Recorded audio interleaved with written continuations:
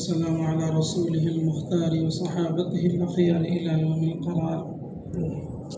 أعوذ بالله من الشيطان الرجيم. بسم الله الرحمن الرحيم. إن الذين قالوا ربنا الله ثم استقاموا تتنزل عليهم الملائكة ألا تخافوا ولا تحزنوا وأبشروا بالجنة التي كنتم توعدون نحن أولياؤكم في الحياة الدنيا وفي الآخرة ولكم فيها ما تشتهي أنفسكم ولكم فيها ما تدعون نزلا من غفور رحيم ومن أحسن قولا ممن دعا إلى الله وعمل صالحا وقال إنني من المسلمين ولا تستوي الحسنة ولا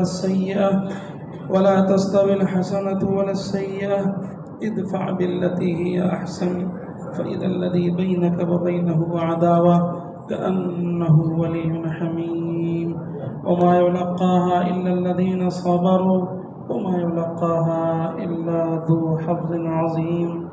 وقال تعالى من عمل صالحا من ذكر أو أنثى وهو مؤمن فلنحيينه حياة طيبة ولنجزينهم أجرهم بأحسن ما كانوا يعملون.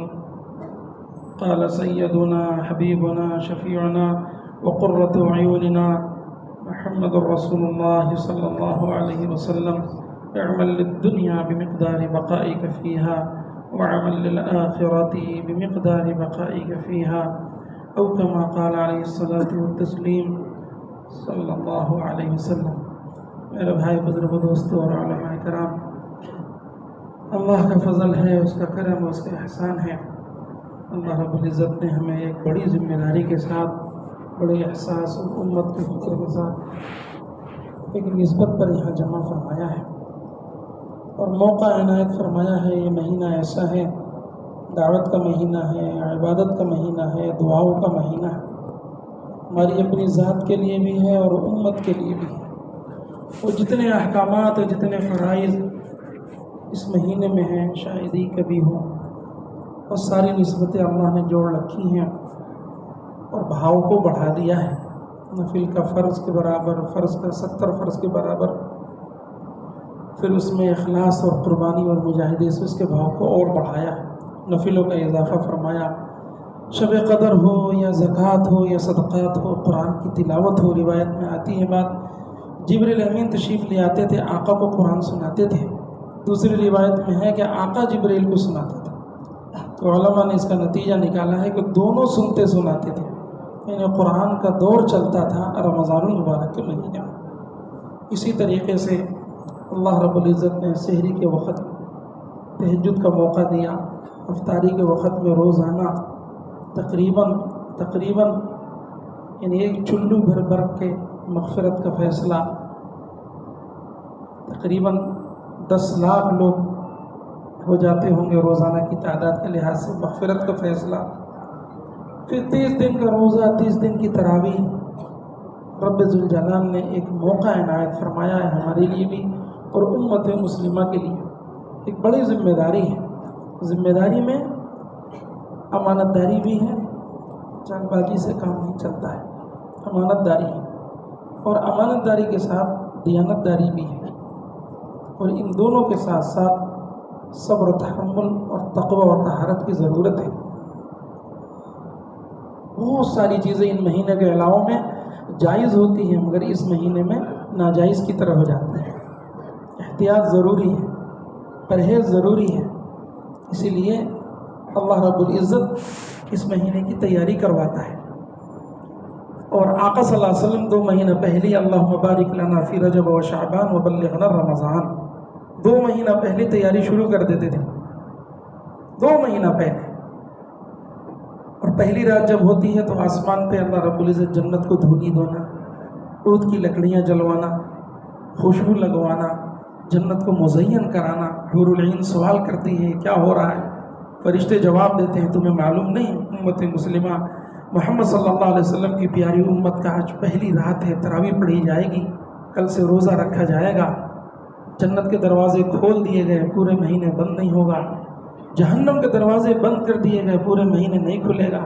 تمہیں معلوم ہے یا باغی الخیر اقبل یا باغی الشر اقبل اقصر، فرشتے چھوڑ دیے جاتے ہیں زمینوں پر، گلیوں پر، کوچوں پر، گھروں پر، بازاروں میں، مارکیٹوں میں، در در پہ فرشتے گھوم کر اعلان کرتے ہیں نیکی کرنے والے قدم بڑھاؤ، خیر کے کام کرنے والے آگے بڑھو، برائیوں سے بچو، برائیوں کے ٹھیوں پہ جانے والے ذرا پیچھے ہٹو۔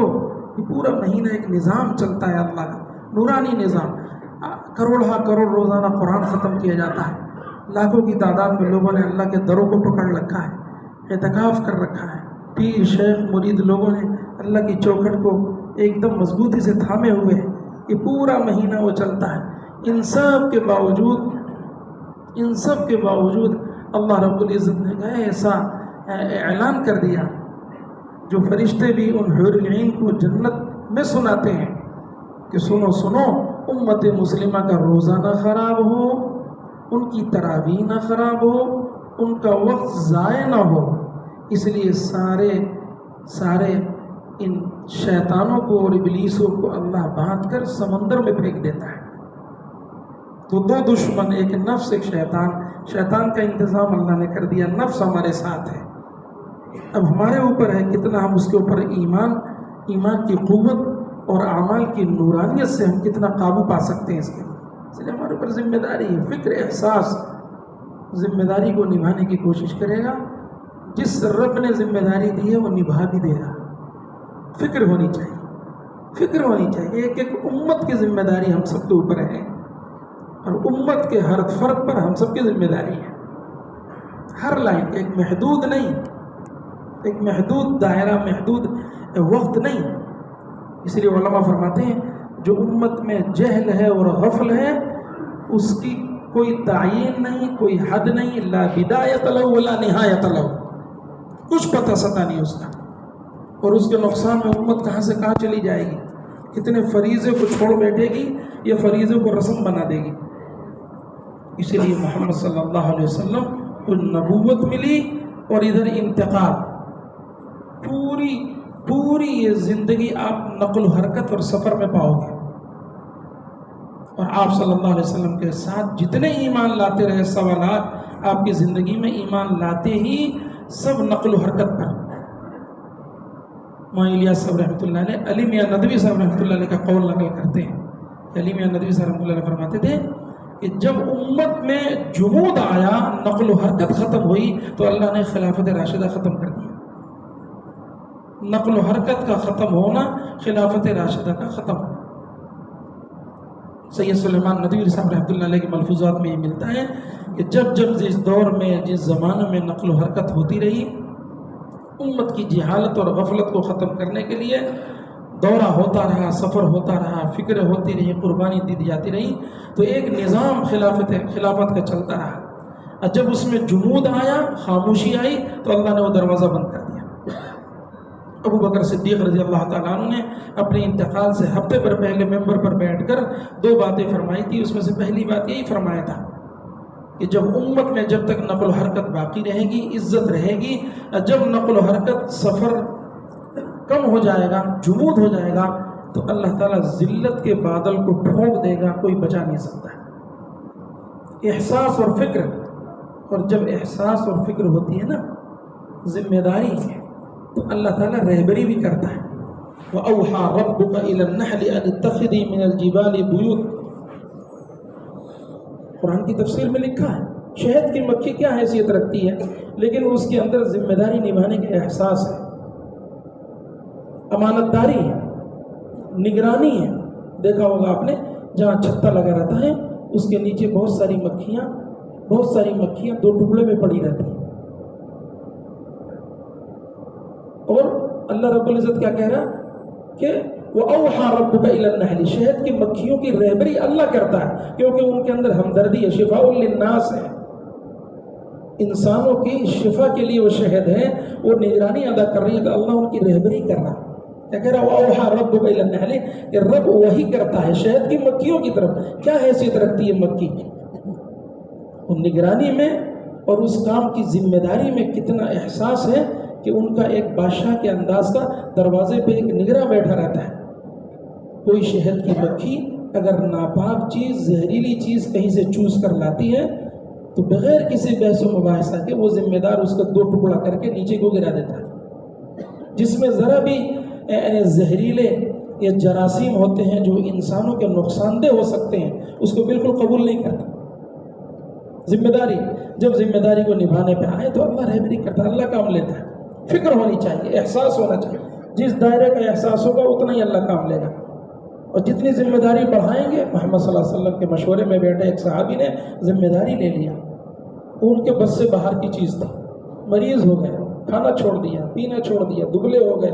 صحابہ نے شکایت کی، یا رسول اللہ صلی اللہ علیہ وسلم فلانے کے ساتھ ایسا ہوا، بلاؤ اسے۔ آ گئے، کیا ہوا بھائی؟ کہنے لگے وہ مشورے میں بیٹھا تھا، آپ تقاضا دے رہے تھے، کوئی لے نہیں رہا تو میں نے لے لیا، مگر وہ تو میرے بس سے باہر کا ہے، بہت بھاری ذمہ داری ہے۔ آقا صلی اللہ علیہ وسلم نے فرمایا، کس کے بھروسے تم نے لیا تھا؟ کس کے بھروسے؟ بولے اللہ کے بھروسے۔ پھر صحت کو باقی رکھو، کھاؤ پیو، اپنی ساری چیزیں کی فکر کرو، بقیہ جس کے بھروسے تم نے ذمہ داری لی ہے اس ذمہ داری کو پوری کروا دے گا۔ ہم آپ بھی ایک ذمہ داری میں، اس لیے اپنی ذمہ داری کے میدان کو بھی وسیع کرنا ہے اور امت کی غفلت کو سامنے رکھتے ہوئے احساس کو زندہ کرنا ہے۔ احساس پہ تو اللہ تعالیٰ اپنے نظام کائنات کو بدل دیتا ہے۔ نظام کائنات ہمارے تابع ہیں، ہم اس کے تابع نہیں ہیں، خالق کائنات کے ہم تابع ہیں۔ یہ سارا نظام کائنات خالق کائنات سے چلتا ہے، اور اس کی مثال ہے قرآن کی تفسیر میں ہے۔ قرآن کی تفسیر میں سلیمان علیہ السلام کو احساس ہو گیا، اپنے جانوروں کو دیکھتے ہوئے عصر کی نماز قضا ہونے لگی، احساس ہو گیا ان کو کہ مخلوق کے چکر میں میری نماز قضا ہو گئی۔ اذ عرض علیہ بالعشی الصافنات الجیاد فقال انی احببت حب الخیر عن ذکری حتی توارت بالحجاب۔ سورج ڈوبنے لگا، ردوها علی فطفق المصحف بالسوق والاعناق۔ سلیمان علیہ السلام کو غصہ آیا، اپنے جانوروں کو کاٹنا چالو کر دیا۔ احساس، علماء نے لکھا ہے تفسیر میں بات ملتی ہے کہ جو احساس ہوا، جو اس کی فکر ہوئی ایک نماز کا، ایک نماز 2.5 ارب مسلمان کہیں بھی کسی علاقے میں بہت اچھے نمازی ہوں گے تو 4-5% ہوں گے، 4-5%، ورنہ عام طور کے علاقوں میں، دیہی علاقوں میں تو 1 سے 2% مسلمان۔ مردوں میں آپ اندازہ لگا لو، عورتوں میں اندازہ لگا لو، فیملی میں بنیادی فریضہ مولانا یوسف رحمۃ اللہ علیہ فرماتے تھے، جس اعتبار کا اللہ کا حکم ٹوٹے گا ویسے ہی اللہ مارے گا۔ دوسرے انداز میں حضرت فرمایا کرتے تھے، جس شعبے کا دین ٹوٹے گا اس شعبے پر اللہ مارے گا۔ جس میدان اور جس ڈپارٹمنٹ میں اللہ کا حکم ٹوٹے گا اس پر اللہ کی مار آئے گی۔ فضائل میں حضرت شیخ نے لکھا، اہتمام صلاۃ پر، اہتمام نماز پر وسعت رزق کا وعدہ ہے۔ اہتمام نماز پر وسعت رزق کا وعدہ ہے۔ اہتمام نماز پر آپ دیکھو کتنا اہتمام نماز پر، اس لیے رزق کی مار ہے۔ پوری دنیا میں مسلمان رزق حلال کے لیے پریشان ہے، مقروض ہے۔ کیوں؟ بنیادی چیز یہ غائب ہے۔ آپ بتاؤ، بنیادی فریضہ امت میں سے غائب ہو، کیا نفل پڑھ کر شب برات، شب معراج کو لے کر، یا تسبیح بھاج کر کیا اللہ کو راضی کر سکتا ہے؟ جب تک وہ قرضہ نہ نبھائے گا جس بنیادی فریضے پر اسلام میں باقی رہتی ہے امت مسلمہ، کہ حدیث پاک کا مفہوم ہے نماز ہے تو مسلمان ہے، نماز نہیں ہے تو مسلمان نہیں۔ بنیادی چیز ہے، بنیادی فریضہ جب غائب ہے، جب تک امت کے اندر بنیادی فریضہ زندہ کرنے کی محنت اور بنیادی فریضے پر امت کھڑی نہ ہوگی، اللہ اپنی رضا کو نہیں بارش کرے گا، اللہ اپنے غصے کو نہیں ٹھنڈا کرے گا۔ اس لیے بنیادی محنت ہے، نیچے سے ہے کہ امت اس غفلت سے نکل جائے، اس جہالت سے نکل جائے۔ کم سے کم درجہ یہ ہے کہ نماز پر کھڑی ہو جائے۔ ایک بزرگ فرمانے لگے، 7 آسمان 7 زمین خرچ ہو جائے، ان 7 آسمان 7 زمین کے بیچ میں ساری کائنات کو دین پر لگا دیا جائے، 7 بر اعظم کو خرچ کر دیا جائے، اور ایک انسان سجدہ کرنے والا ہو جائے تو سستا سودا ہے۔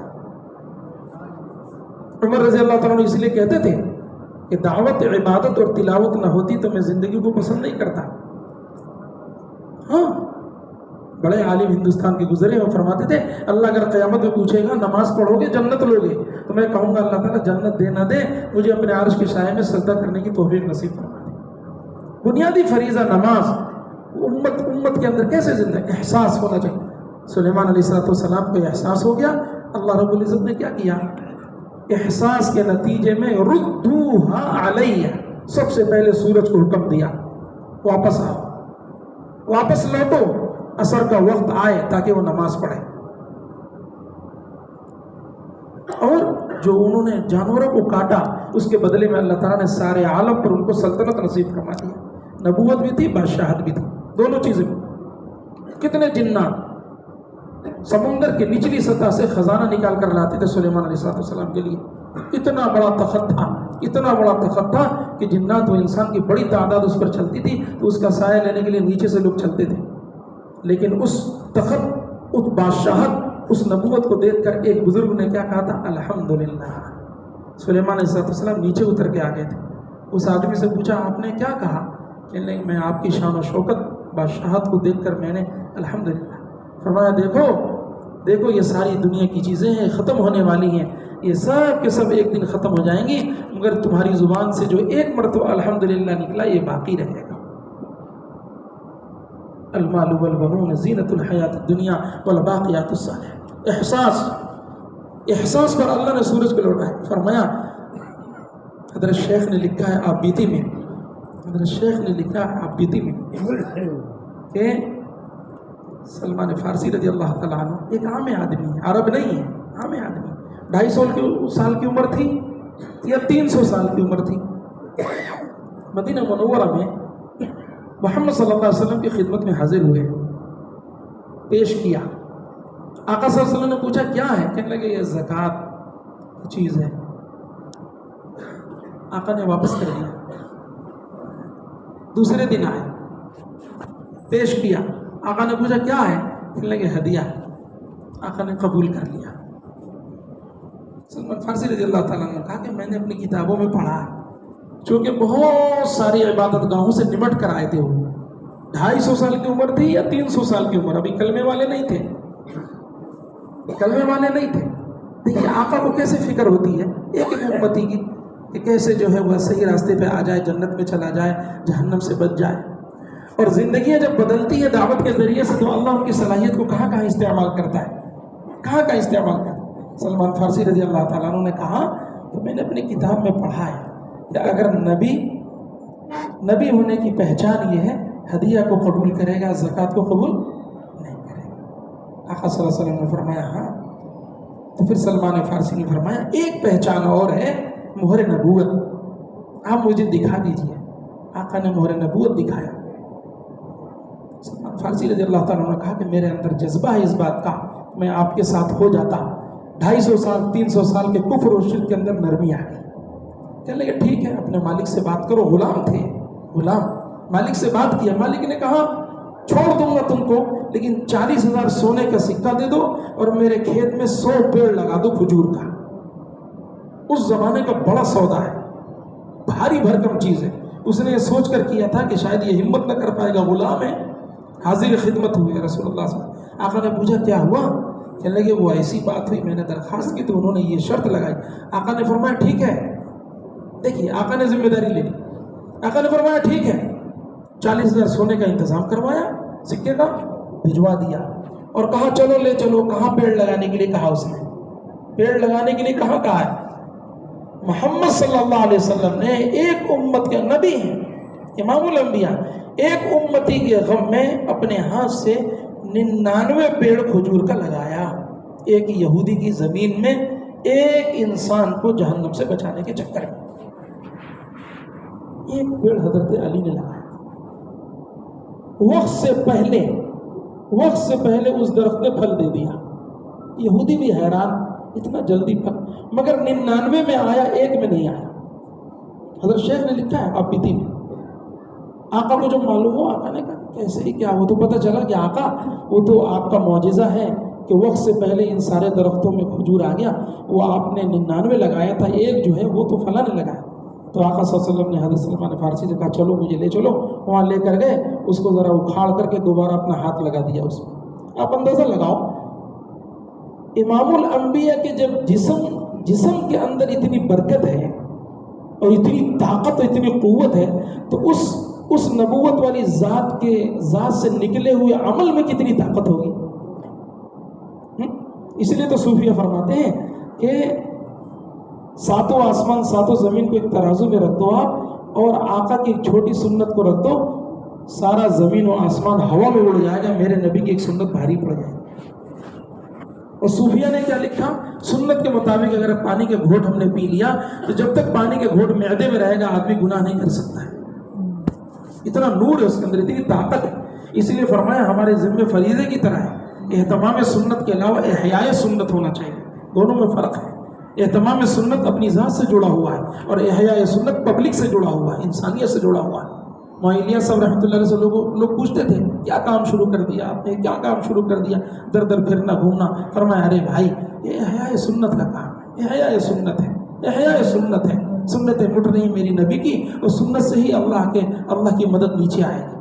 آسمان سے کھینچنے کی ایک ہی طاقت ہے اللہ کی رحمت کو، مدد کو، اور وہ کیا ہے؟ سنت ہے سنت۔ اس لیے فرمایا کہ ہمارے سوچ اور فکر میں وسعت ہونی چاہیے، وسعت ہونی چاہیے، فکر اور احساس اور غم۔ جب آقا نے اس 100 پیڑ کو لگایا، 100 پیڑ پہ پھل آ گیا، سلمان فارسی رضی اللہ تعالیٰ عنہ کو اللہ نے قبول کر لیا۔ اب صحبت میں آ گئے، دیکھیے عربی نہیں ہے، خاندان کے نہیں ہیں، لیکن بڑے بڑے فیصلے آقا نے ان کی رائے پر لیا، کیونکہ ان کی خوبی آ گئی، ان کی صلاحیت آ گئی، 250-300 سال کی عمر کے تجربے آ گئے، آقا اس کو استعمال کر۔ یہی بات کہی جاتی ہے کہ دعوت کے ذریعے سے لوگوں کی صلاحیتوں کو پھیرنا مقصود ہے، دین کے سارے شعبوں کی طرف ان کا ذہن چل پڑے۔ ورنہ آپ باہر جا کے دیکھو، گناہوں کے ٹھیے پہ جاؤ، کھیل کے میدانوں پہ جاؤ، عیاشی اور نعوذ باللہ غلط جگہوں پہ جاؤ، آپ امت مسلمہ کی صلاحیت اور استعداد اور مال کے بہتے ہوئے سمندر کو دیکھ کر دیکھو کتنا نقصان۔ لوگوں نے اعتراض کیا مولانا یوسف صاحب رحمۃ اللہ علیہ سے، یہ کیا بات ہے، مرد تو مرد عورتوں کو بھی نکالنے لگے آپ جماعت میں، عورتیں بھی جانے لگی، یہ کیا یہ گھروں سے نکال رہے ہیں آپ باہر، اللہ نے حکم دیا گھروں میں رہنے کا۔ مولانا یوسف صاحب رحمۃ اللہ علیہ بڑے پائے کے عالم تھے، ماشاءاللہ، اہل علم تھے، اہل تزکیہ تھے، نسبت جڑی ہوئی تھی۔ بہت سوچنے کے بعد فرمایا نہیں، ہم نے تو یہ کیا ہے کہ جو نکل چکی ہیں عورتیں ان کو واپس لانے کی محنت شروع کی ہے،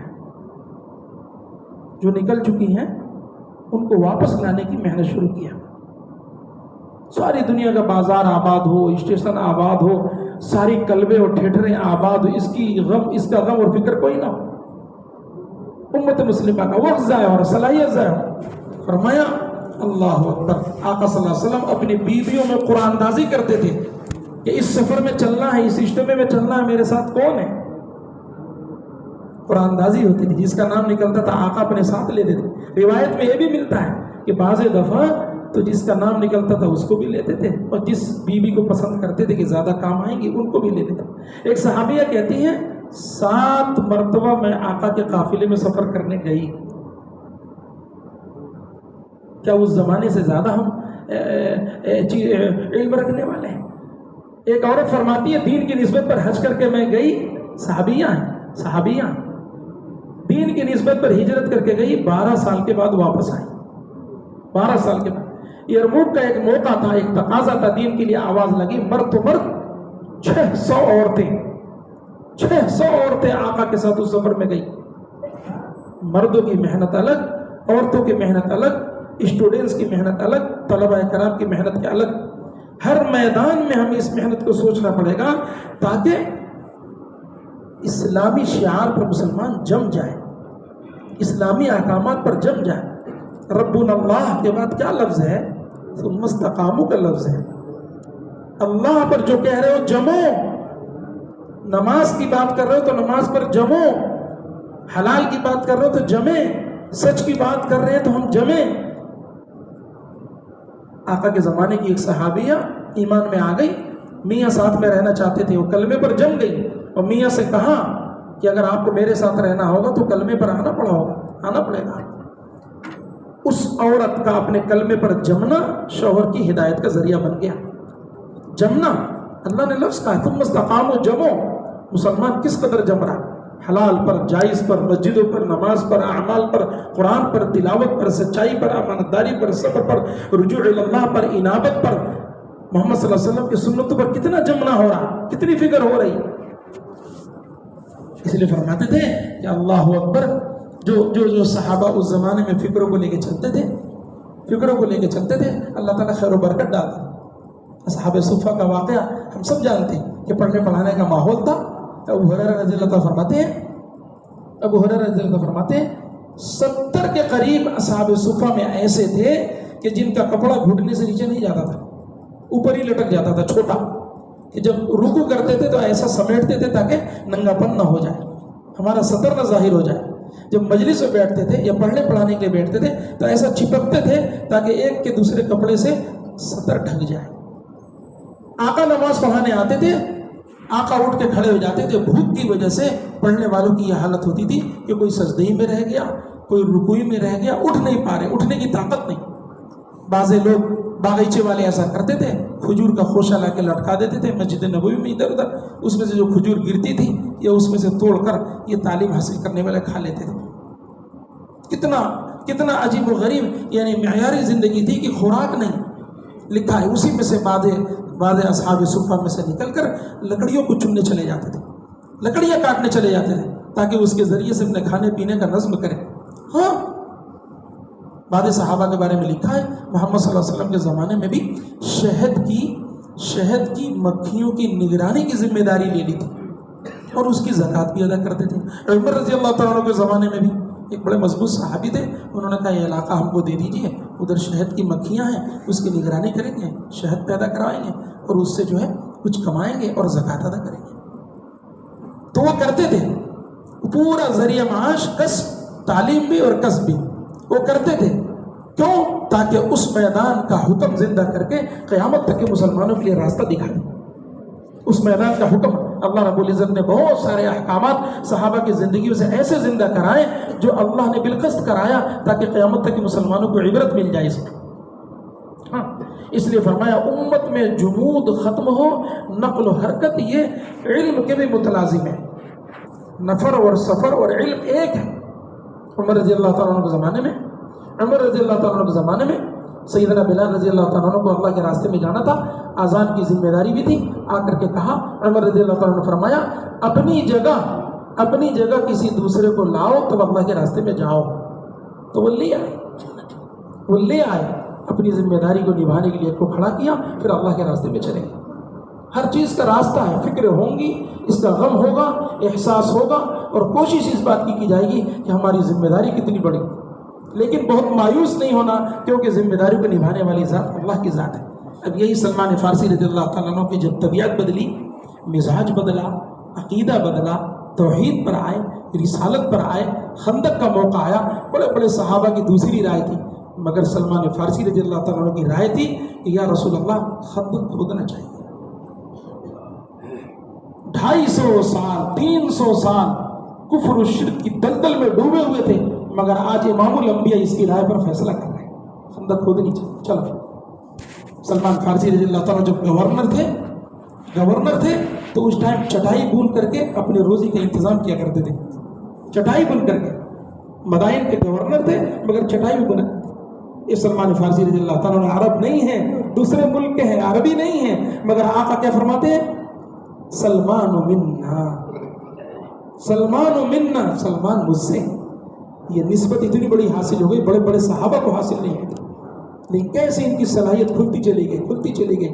مدینہ منورہ میں جب مہاجرین پہنچ گئے، خالی ہاتھ تھے، خالی بیوی تھے، خالی تجارت تھے، کچھ بھی نہیں ان کے پاس، حالات عجیب و غریب تھے. مدینے والوں نے ساتھ دیا، مواخات ہو گئی، بھائی چارگی کرنے لگے. اس موقع کے بعد دیکھیے صفات آ گئی تھی صحابہ کے اندر، ایسا جہالت اور غفلت کے دلدل سے نکل کر روحانیت پر کھڑے ہوئے تھے. جب طبیعتیں بدل گئی، مزاج بدل گیا، تو امت کے اوپر خرچ کرنے کا جذبہ، امت کے بارے میں ہمدردی اور غم، امت کے لیے رونا، اپنا سب کچھ لگا دینا. کتنا بدل گئے.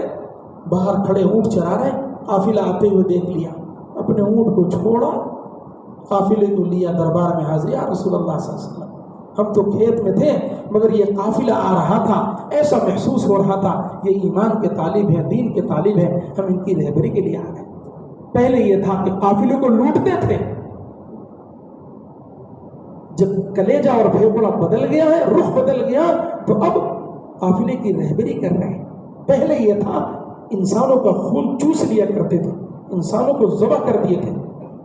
مدینہ منور ہجرت کرنے کے بعد زندگی بدل گئی، ایسا مزاج بن گیا، رسول اللہ صلی اللہ علیہ وسلم کے پاس مہمان ہیں، لے جاؤ بھائی، کون لے جائے؟ ایک صحابی لے کے چلے جاتے، گھر میں کچھ نہیں، بیوی سے کہتے، بیوی نے کہا تھوڑا بہت وہی بچوں والا ہے، اتنا بھی نہیں ہے کہ وہ صحابی کھا لے مہمان کے ساتھ۔ بیوی نے رائے دیا کہ اگر مہمان نہ کھائے تو آپ ایسا کرنا، اندھیرا کر دینا اور کھانے جیسی نقل کرنا، کھانے جیسی نقل کرنا۔ ایسا ہی کیا، اندھیرا کر دیا، مہمان کو کھلا رہے، کھانا نہیں کھا رہے مگر ہاتھ ایسے اٹھا رہے ہیں کہ جیسے کھا رہے ہو، مہمان کو اطمینان ہو جائے تو وہ پورا پیٹ بھر جائے اس سے۔ صبح کو فجر میں حاضر ہوئے، شرمندہ ہیں، یہ سمجھ رہے ہیں کہ آقا کو معلوم نہیں۔ آقا فرما رہے ارے میرے کس ساتھی نے یہ کام کیا ہے؟ وہ ساتھی شرمندہ ہو گئے، وہ صحابی، وہ سوچ رہے تھے کہ میں بتاؤں گا نہیں، لیکن شرمندہ ہو گئے، میری کارگزاری آقا کو کیسے معلوم؟ آقا نے فرمایا ارے یہ تمہاری ادا، یہ تمہاری خوبی اللہ کو اتنی پسند آئی، تمہارے میرے پاس آنے سے پہلے جبرائیل امین کو بھیج کر تمہاری گھر کی کارگزاری اللہ نے مجھے بتا دیا، عمل کی۔ فیملی کہہ رہی مہمان کو کیسے کھلائیں گے، بچے کو کیا کرنا، بچے بھوکے ہیں، بلبلا رہے، رو رہے ہیں۔ فرمایا نہیں، بچے کو ہم بہلاتے رہیں گے، ادھر ادھر کرتے رہیں گے، آپ مہمانوں کو کھلائیے، بھیجیے، رات ایسے گزار لیں گے۔ پوری فیملی بھوکی رہ گئی ایک مہمان کو کھلانے کے چکر میں۔ ایک بکری کا سر آ گیا، محسوس کیا ہو سکتا ہے میرا پڑوسی ضرورت مند ہوگا، خود بھی ضرورت مند ہے مگر پڑوسی کو دیا۔ پڑوسی نے سوچا کہ دوسرا پڑوسی ضرورت مند ہوگا، اس کو دیا، اس نے چوتھے کو دیا، پانچویں کو دیا، چھٹے کو دیا، ستویں کو دیا۔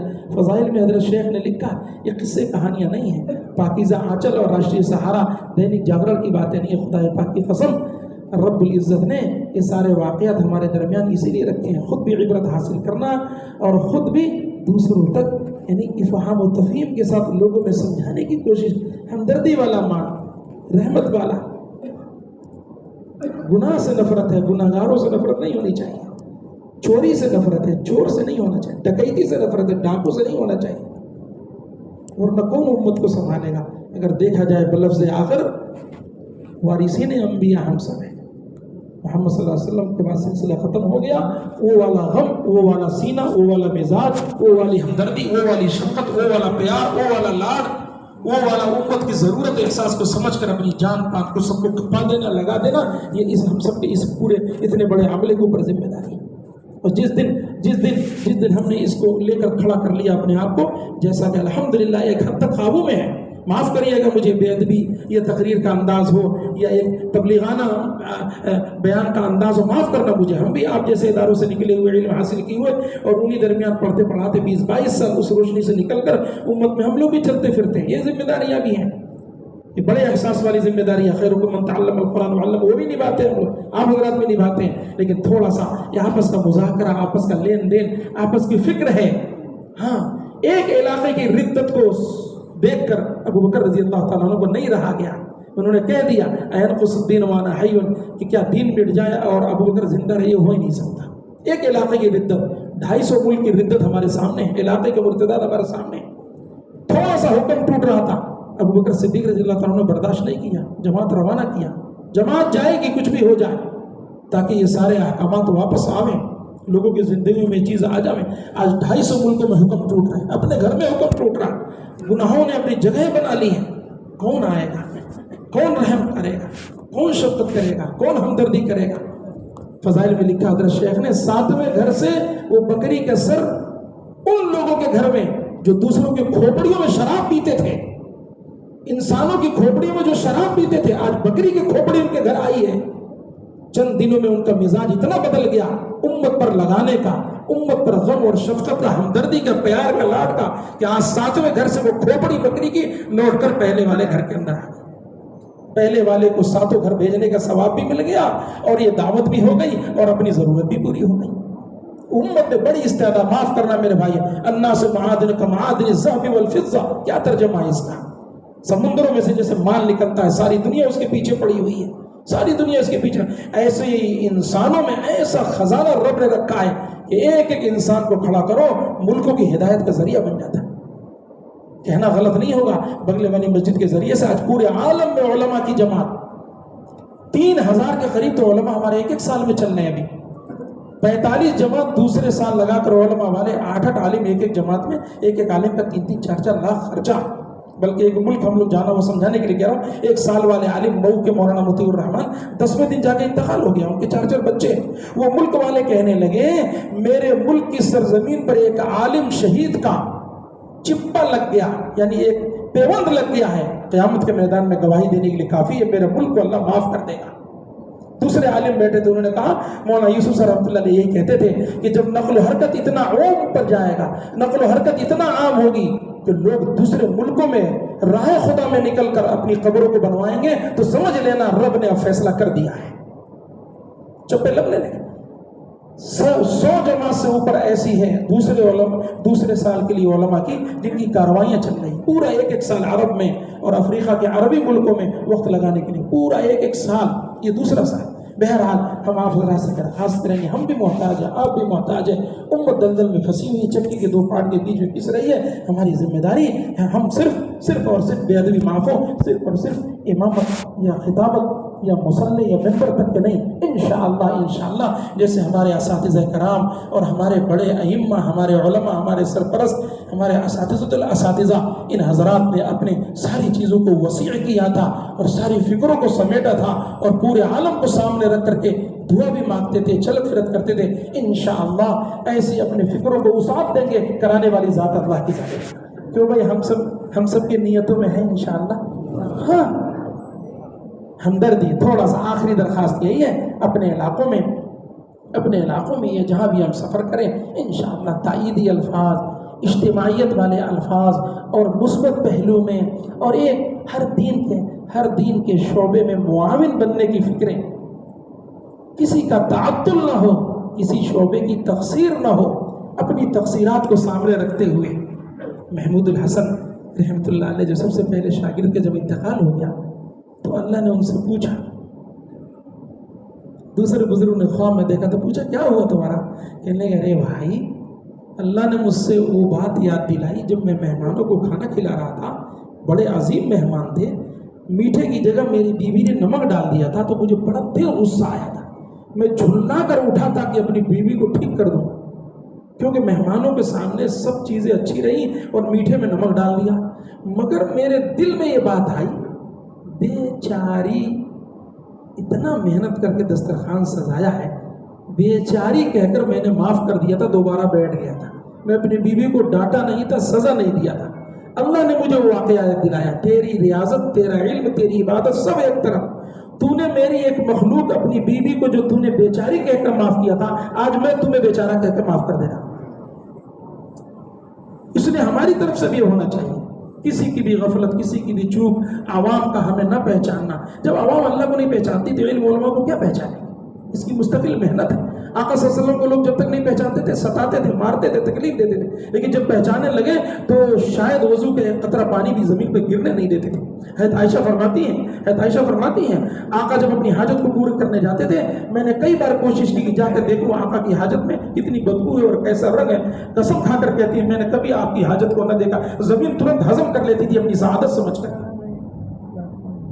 پسینے کو, اپنے آقا صلی اللہ علیہ وسلم کے پسینے کو لوگ عطر میں استعمال کیا کرتے تھے. جب سمجھ گئے دیوانہ ہو گئے, اور جب تک نہیں سمجھے تھے تو ذبح کرنے کے لیے, مارنے کے لیے, قتل کرنے کے لیے مدینے تک پہنچ جاتے تھے. نعوذ باللہ. اسی لیے اس کی محنت ہے, اس کا احساس ہے, اس کی فکر و دعا ہے. چاہے اس کو دوسرے الفاظ میں آپ کو مولانا الیاس رحمۃ اللہ خود کہتے تھے میں نے اس کا تبلیغی نام نہیں رکھا, لوگوں نے رکھ دیا. تبلیغ تو گروپ کا لفظ ہو جائے گا, میں نے نہیں نام رکھا. پھر کیا رکھا آپ نے؟ ایمان کی محنت نام رکھا, اسلام کی محنت نام رکھا, شریعت کی محنت نام رکھا, اللہ کے حکم کو گاڑنے کی محنت نام رکھا, اللہ کے حدود کو قائم کرنے کا نام رکھا, محمد صلی اللہ علیہ وسلم کے لائے ہوئے دین کو زندہ کرنے کی محنت نام رکھا, محمد صلی اللہ علیہ وسلم کی سنت کو زندہ کرنے کا نام ہے. جو بھی آپ کہہ لو قیامت تک کے لیے, الہ العالمین اپنی قدرت کاملہ سے، اپنے فضل و کرم سے ہر لائن کی شرور و فتن سے ہم سب کی حفاظت فرما کر مرتے دم تک اس ذمہ داری کے ساتھ ساتھ اور بقیہ ذمہ داری سب کو نبھانے کی توفیق نصیب فرما۔ یہ درخواست ہے آپ حضرات کے دربار میں، اور بہت عاجزانہ مؤدبانہ کہ بہت زیادہ زبان سے، آنکھ سے، عمل سے اور فعل سے، قول سے، دعاؤں سے، جسمانی ہر اعتبار سے ایسا یہ قول قاری طیب صاحب رحمۃ اللہ علیہ کا مینا کے میدان میں ہزاروں کے مجموع میں یہ جملہ تھا، قسم کھا کے کہتا ہوں میں حاجی سن لینا، قسم کھا کے کہتا ہوں حاجی وہ سن لینا،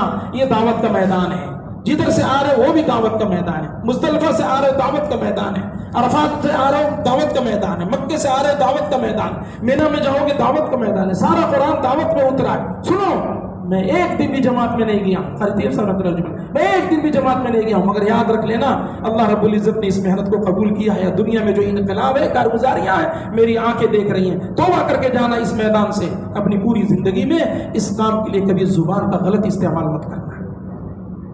65 سال دارالعلوم کے محتمم رہے، اہتمام سنبھالا، کتنے بڑے متکلم اسلام تھے، اللہ والے تھے، مگر ان کا جملہ جو ان کے بازو میں بیٹھ کر سنا، انہوں نے ہم لوگوں کو بتایا کہ تم لوگ کیا بات کرو گے، تم لوگ کیا سمجھو گے۔ قاری طیب صاحب رحمۃ اللہ علیہ یہ کہا کرتے تھے، دعاؤں میں حصہ لیا کرتے تھے۔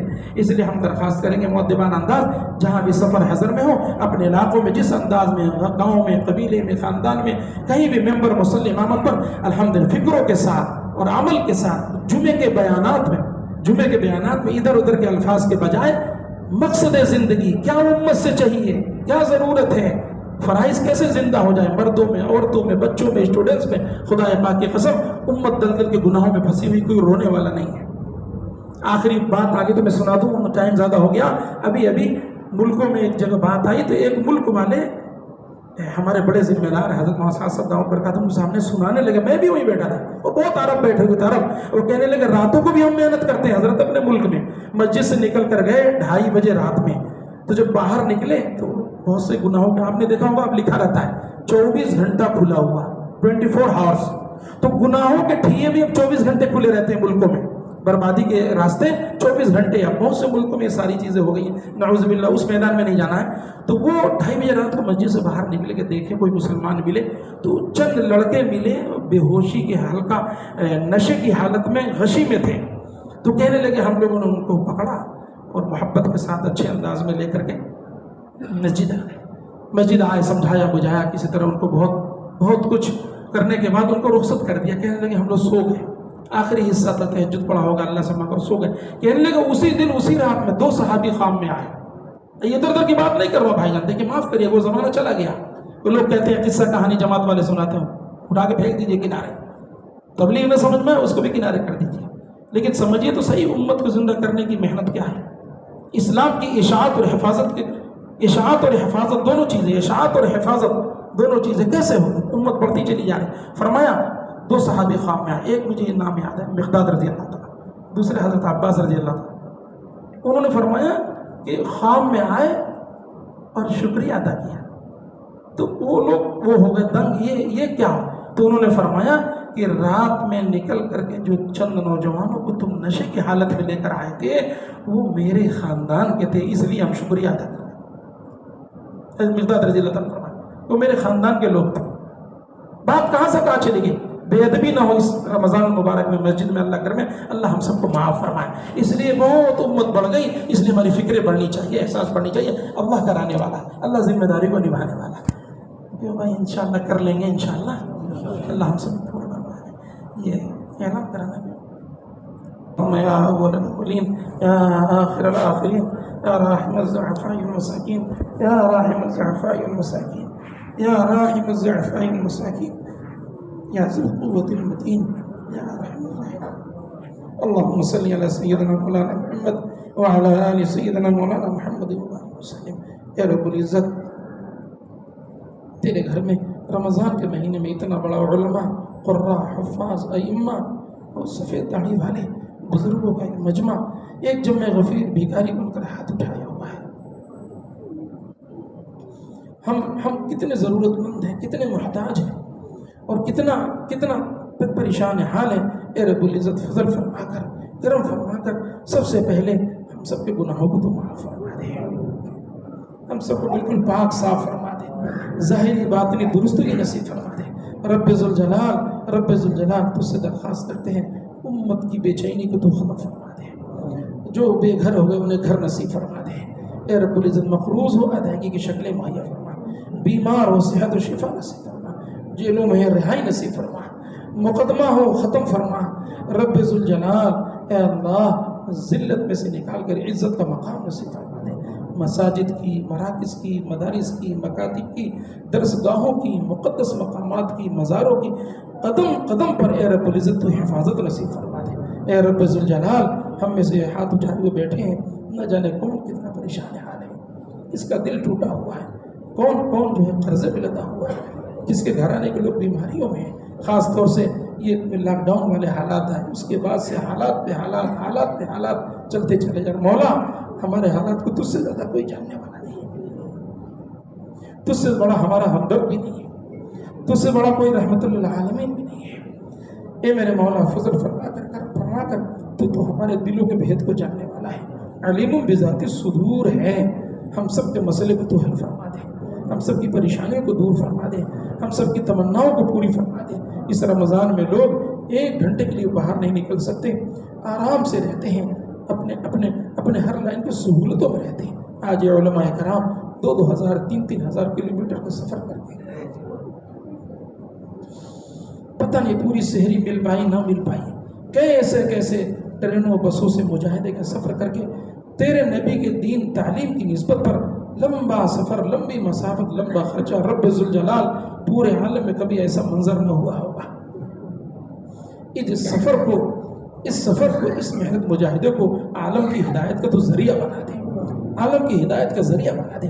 دوبارہ جیسے قال اللہ قال رسول کا ایک چمکتا ہوا بھڑکتا ہوا پورا منظر ہمارے ملک میں رہتا تھا، اس سے 10 گنا زیادہ کہیں تو ترقی نصیب فرما دے، ساری ضروریات کو اپنے خزانے سے مکمل فرما دے، قدم قدم پر نگرانی اور حفاظت فرما دے۔ مولا تیرے علاوہ ہمارا کوئی بھی نہیں ہے، تیرے علاوہ ہمارا کوئی بھی نہیں، اور جس قسم کے حالات اور موقع پر چیزیں ہیں ایسا کبھی دنیا میں نہ ہوا ہوگا۔ ایسا لگ رہا امت مسلمہ یتیم ہو گئی ہے، یا اللہ امت مسلمہ کی ڈگر پھنس گئی ہے، امت مسلمہ دلدل میں گویا کہ سمندر میں ڈوب رہی ہے۔ یا اللہ اس کشتی کو پار لگانے والا تیرے علاوہ کوئی ناخدا نہیں ہے۔ مولا فضل فرما کر، کرم فرما کر، احسان فرما کر، اپنے غصے کو ٹھنڈا فرما کر امت مسلمہ محمد صلی اللہ علیہ وسلم کے اوپر سے غصے کو، غضب کو تو ختم فرما دے، اپنی رحمت کی آغوش میں لے لے، اپنے رحمت کی گود میں لے لے، دوبارہ وہ عزت دے دے جس حال میں آقا ہمیں چھوڑ کر گئے تھے، وہ مقام دے دے جس مقام پر آقا ہمیں چھوڑ کر گئے تھے۔ مولا فضل فرما کر، کرم فرما کر ہماری اس مختصر دعاؤں کو تو قبول فرما لے۔ آقا نے ہمارے حق میں بہت کچھ مانگا ہے، بہت کچھ مانگا ہے، وہ سب ہم سب کو نصیب فرما دے۔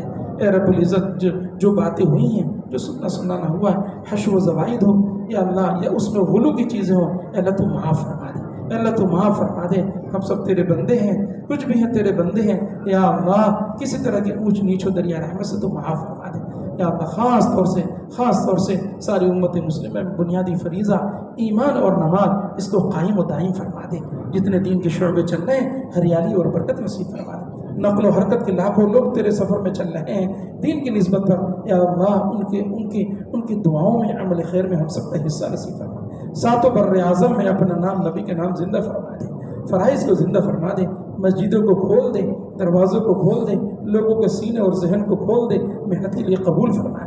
یا اللہ خوش نصیب لوگ ہیں تیرے در پہ پہنچے ہوئے ہیں، بہت سے لوگ اس مجمع میں ہیں جو جانے والے بھی ہیں، مولا کیا ہم اتنے بد نصیب ہیں ہم نہ آ پائیں گے؟ اٹھایا وہ مجمع سب کے سب دلوں میں بڑھاس ہے، سب کی چاہت ہے۔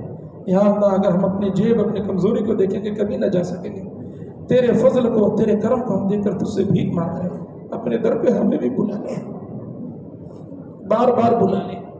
محمد صلی اللہ علیہ وسلم کے در پہ لاکھوں لوگ پہنچے ہوئے ہیں، ہمیں بھی محبت ہے، ہمیں بھی عشق و تعلق ہے، ہمیں بھی پہنچا دیں۔